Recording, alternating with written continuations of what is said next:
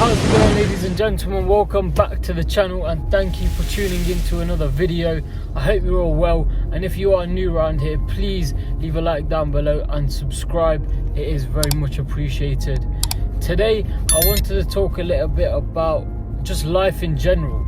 I thought I'll get the camera out. You know, we're back on the way to work from our lunch break. If you don't know, if you're new to the channel, I currently work 9 to 5, and on the 5th of December I have my first MMA fight.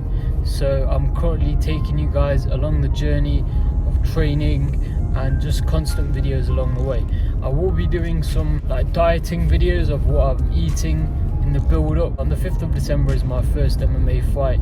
So what I wanted to talk a bit about today was the general day-to-day life of the average woman and the average man. So it's Monday today, I'm recording this on Monday, and I'll upload this tomorrow on Tuesday.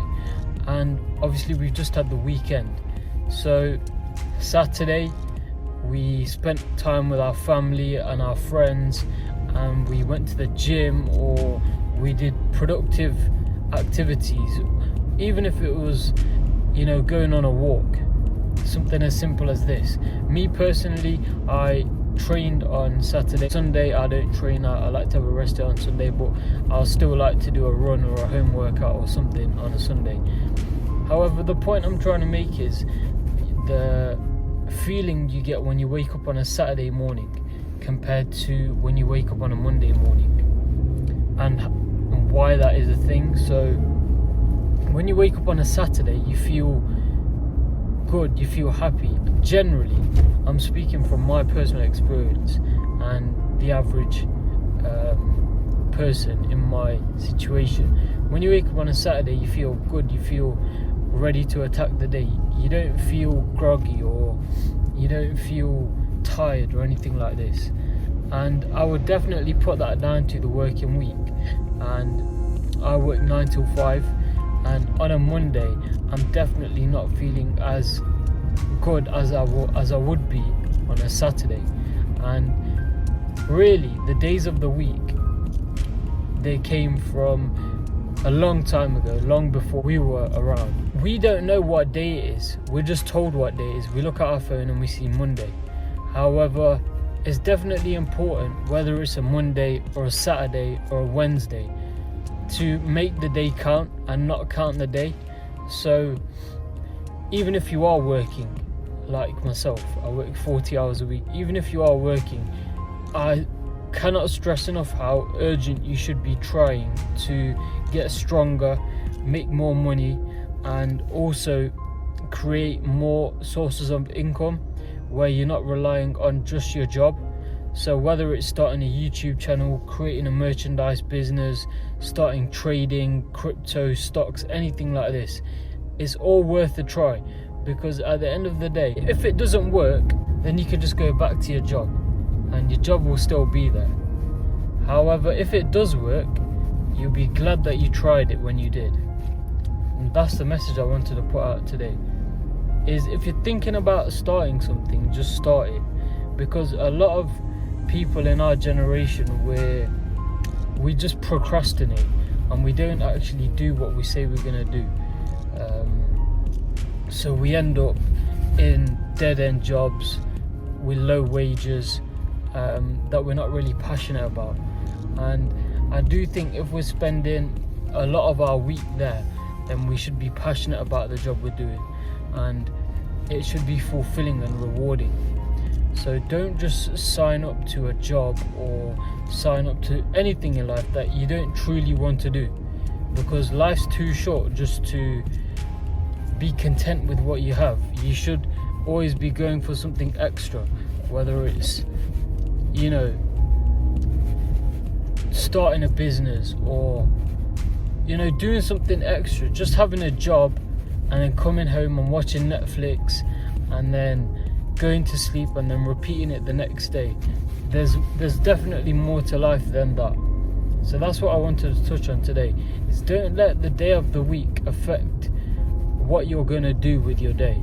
So if you work all day, in the evening spend that time on a side hustle or spend that time working on yourself.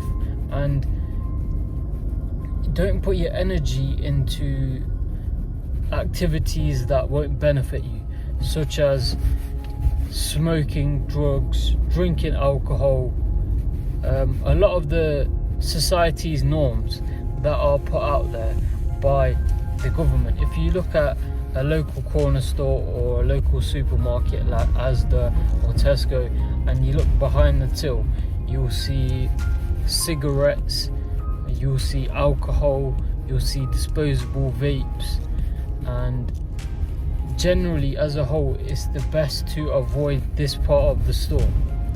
So the government legalize alcohol. When you're 18, you're allowed to drink alcohol. You're allowed to go to the shop and buy 10 bottles of vodka, and as long as you have your ID and you have the money, then no one's gonna say anything, which is crazy to me. And the same thing with cigarettes.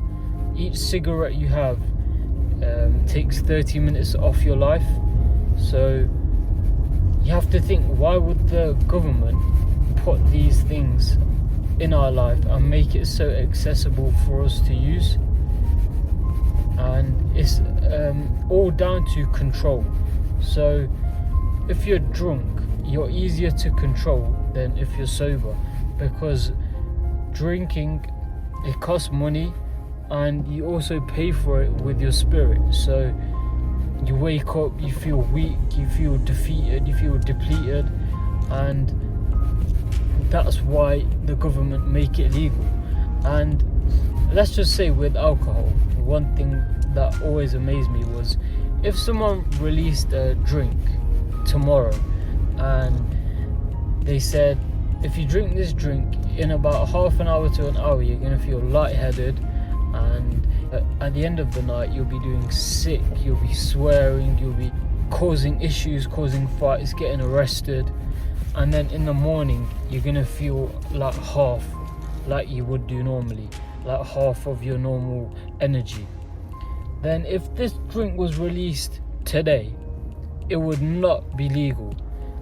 Alcohol is only legal because the government wants to control us, and if you do drink alcohol, I generally do advise you to stop that, because there's no benefit to alcohol whatsoever. If you look at someone like Conor McGregor, the guy's rich, he's got over 100 million in the bank. However, all that's talked about Conor McGregor is the drinking and the cocaine and all of these bad sins that he commits. Now, I'm not saying the average person is Conor McGregor, because the average person doesn't have 100 million in the bank account.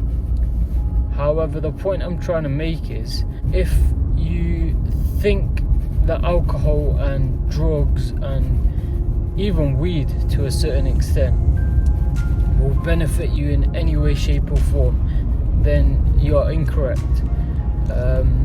I do think to a certain extent, if you look at someone like Snoop Dogg or Wiz Khalifa and they smoke weed every day, it does benefit them, because that's what their brand's made of. They have their own marijuana businesses. However, for the average person in my situation in Derby in England, where weed is illegal, so even if you have a little bit on you, the police will get you for it, and if you have any in your system while you're driving, then you risk losing your license, and then you're disqualified from driving. So it's definitely important to look at these sins that are out there and really analyze what you are putting into your own body. And I just thought I'd make the video today to say that the government is trying to control us every day by making us work long hours and giving us drugs and alcohol, when really we shouldn't be having it. We should be thinking about what we are doing with our body, because life is too short. So that's all I wanted to say today. I'm currently pulling back up to work. I'll catch you guys in a bit. Make sure you do leave a like, subscribe down below. I'll see you in the next video, guys. Take care.